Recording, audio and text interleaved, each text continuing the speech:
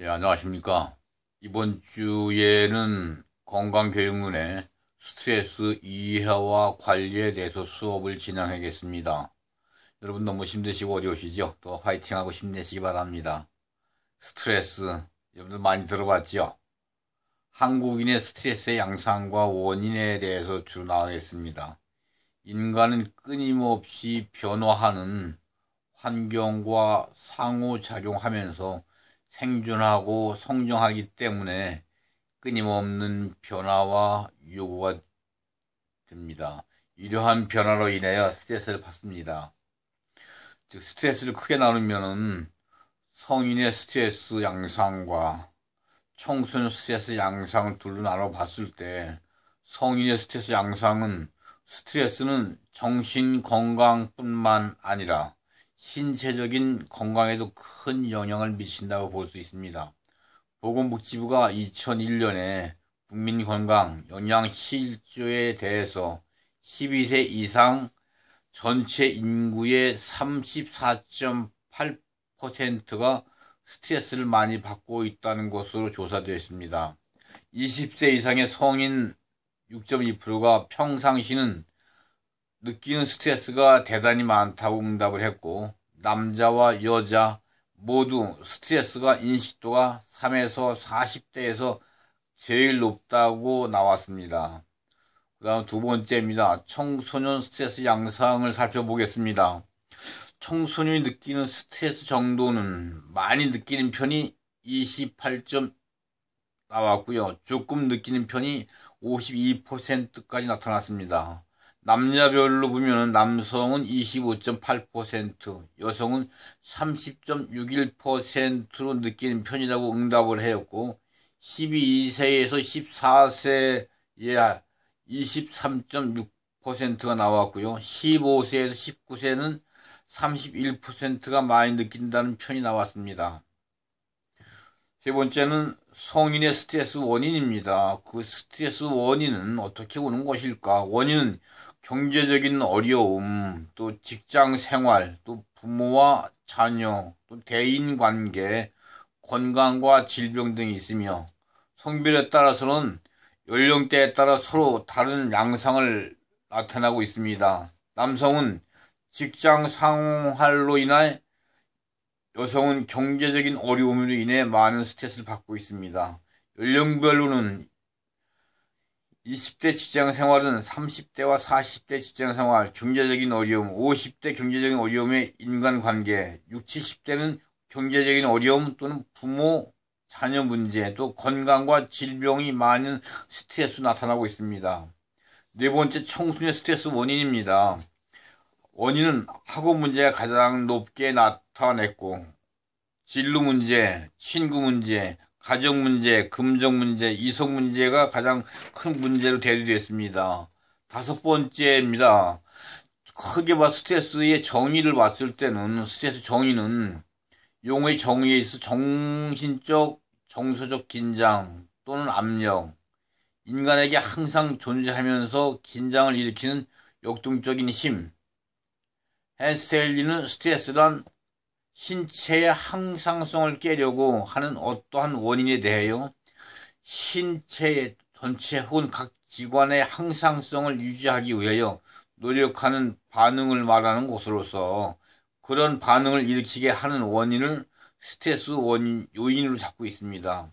스트레스 요인으로서는 물리화학적 요인, 생물학적 요인, 심리적인 요인, 유전적인 요인, 환경적인 요인, 사회적 문화적 요인, 직업적 요인 등 일상생활에 발생하는 모든 것을 말하고 나타났으며, 스트레스 분류에서는 긍정적인 스트레스와 부정적인 스트레스를 나눴습니다. 스트레스는 미국에서는 좋은 스트레스와 나쁜 스트레스 이렇게 이야기하는데, 스트레스는 좋은 스트레스고 디스 스트레스는 나쁜 스트레스 구별을 줬죠. 그래서 우리는 이제 한국에서는 이제 부정적 스트레스와 긍정적인 스트레스. 쉽게 우리가 어떠한 불빛을 봤을 때, 어떠한 태양빛을 봤을 때, 그 태양빛은 우리의 비타민 D를 영양분을 주지만은, 또 우리가 나름대로 어떤 건물이 건물이 무너졌을 때 땅에 갇혀서 보름 있다 나오는 분들을 구출할 때 보면은 다 얼굴을 가리지 않습니까? 그만큼 우리가 빛을 보지 못했을 때 나타나는 그 어떠한 큰 스트레스도 있고, 또 빛이 보면 우리한테 강압적인 걸 주죠. 나름대로 스트레스 받는 것도 있고, 하나의 빛을 볼 때도 좋은 스트레스가 있고 나쁜 스트레스 두 가지로 구별할 수가 있을 겁니다. 그래서 부정적인 스트레스는 불쾌한 스트레스로서 개인의 능력을 초과하여 감당하기 어려운 상황을 발생하실 때를 이야기하는 거고, 긍정적인 스트레스는 유쾌한 스트레스로서 긍정적으로 수용하고 유쾌한 경험을 발전할 수 있는 거라고 볼 수 있습니다. 그래서 스트레스는 이제 어떤 자기의 마음의 생각이 상당히 좀 엄청난 퍼센트를 차지해야 한다고 봅니다. 여러분들 스트레스 받을 때는 자꾸 좋은 생각을 가져갖고 자꾸 이 부정적인 스트레스를 긍정적인 스트레스로 변화시키는 것도 상당히 어느 효과가 있지 않을까 생각을 합니다. 또 스트레스는 만성적 정신적 병이라고도 볼 수 있죠. 또 스트레스에 관련 질병을 한번 나눠보겠습니다. 위협적인 자극을 인지하게 되면 신경계, 내분비계, 면역계가 활성화됨으로써 심혈계는 빈맥, 부정맥, 고혈압, 협심증, 심근경색증을 바라볼 수 있고, 소화기계는 식욕부진, 신경성, 구토, 위경련, 소화장애, 궤양, 변비, 설사, 대장염 이런 것도 좀 볼 수 있고요. 호흡기는 심경색 기침, 기관지 기침, 과호흡 증후군 등이 있고요. 내분비계를 볼 것 같으면 당뇨병, 비만증, 갑생성 질환 이런 것도 볼 수 있고요. 비생식기계는 빈뇨, 발기부진, 불감증, 조루증, 월경불순 같은 걸 볼 수 있고요. 신경계에서는 긴장성, 두통, 편두통, 수전증, 뇌졸중 등을 볼 수 있고요. 근육계에서는 근육통, 만성 유통, 류마티스 관절염 등을 볼 수 있고, 면역계에서는 저항력 감소와 자가 면역성 질환 같은 걸 볼 수 있죠. 피부계는 여드름, 두드러지기, 습진 또는 원형 탈모, 가려움증, 신경증, 필분, 다한증 같은 걸 볼 수 있고, 정신적으로 봤을 때는 불면증, 우울, 불안, 알코올 중독, 신경증, 정신분열, 자살 등 각종 암 같은 걸 좀 들을 수 있을 겁니다. 여러분들이 스트레스, 만성질환입니다. 정신질환이니까 여러분들이 마음가짐이 상당히 중요한 퍼센트를 차지하지 않나 생각도 들고요.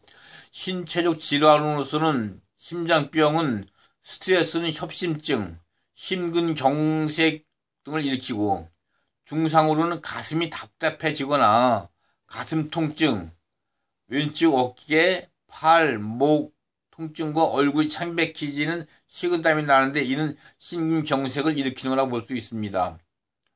스트레스는 심장 박동수를 증가시키고 혈관 정직을 일으켜 심하면 심근경색을 일으키는 원인이 되며 발작 1시간 내 사망률에서 30에서 40%는 위험함을 초래하고 있습니다. 당뇨병을 예를 들겠습니다. 당뇨병은 스트레스도 장시간 노출되면 부신피질 호르몬을 분비하여 부신피질 호르몬을 부신해서 스트레스 호르몬인 코티졸을 분비하고 혈당을 높인다. 결국 당뇨병이 발생할 수 있다고 좀 이야기하고 있습니다. 소화성 궤양입니다. 불안, 스트레스가 위산 및 펩신, 분비를 높여 궤양 발생, 위산과 다상도 초래, 공복 시의 복통, 식후의 불멸감, 소화불량 등 양상을 동반한 소화위궤양이 혼합니다. 과민성 대사증후군을 살펴보겠습니다. 설사와 변비가 교대로 나타나고 아랫배가 자주 아픈데 검사를 해도 이상이 발견되지 않는 것이 있다. 이러한 경우를 과민성 대장증후군이라 하는데, 이 증후군은 불안, 우울 등 감정과 밀접한 관계가 있다고 볼 수 있습니다. 불안해지고 초조해질 때 대장의 운동이 너무 왕성해져서 설사를 일으키고 좌절이 되고, 우울해질 때는 대장의 운동이 떨어진 변비가 생기는 것으로 생각할 수 있다고 봅니다. 고혈압을 두고 보겠습니다. 스트레스는 교감신경계를 지속적으로 자극하여 혈압을 상승시켜서 고혈압을 유발합니다. 고혈압은 최근 증가하는 것은 관상동맥 질환과 죽상동맥 경화증의 주요 원인으로 유발인자이다.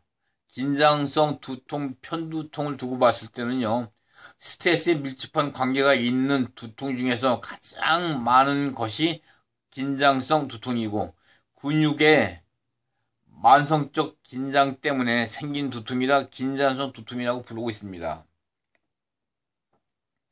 스트레스 호르몬입니다. 부신, 피질 호르몬과 아드레날린이 있는데, 스트레스 호르몬이 분비되고 교감신경계 자극이 되고 머리 주위와 목 뒤의 근육이 만성적으로 수축되는데 지속적으로 근육의 이완을 완화하지 못하고 수축되어 있으며 결국 통증이 되고 있습니다. 면역계 질환과 암입니다. 스트레스로 인한 분비된 코티졸이라는 호르몬의 흉선과 임파선으로부터 유리된 임파고의 수를 감소시킴으로써 면역 기능을 악화시켜 여러 가지 감염성 질환을 유발하고 암에 걸릴 가능성을 증가시킨다고 알려져 있습니다.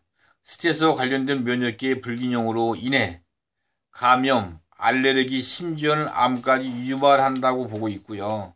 가장 큰 마지막은 좀 정신적 질환입니다. 정신적 질환으로서는 큰 게 우울증과 공황장애, 충격 후 스트레스 장애, 또 적응장애 이렇게 네 가지로 나눠보겠습니다. 정신질환에서 우울증 환자들은 정신인에 비해 과거 9개월 동안 4배 정도의 불쾌한 생활 사건을 경험했다고 보고하며 스트레스 수준이 높고 효과적이지 못한 대응을 가장 사람의 경우 스트레스가 적고 좋은 대응을 하는 사람들에 비해 4배 정도 정신과적 증상이 발생되고 있습니다. 공황장애입니다. 요즘에 보지도 못했던 공황장애가 많이 나오겠죠. 공황장애는 특별한 유별 요인 없이 자연 발생적으로 반복되는 공황 발작입니다.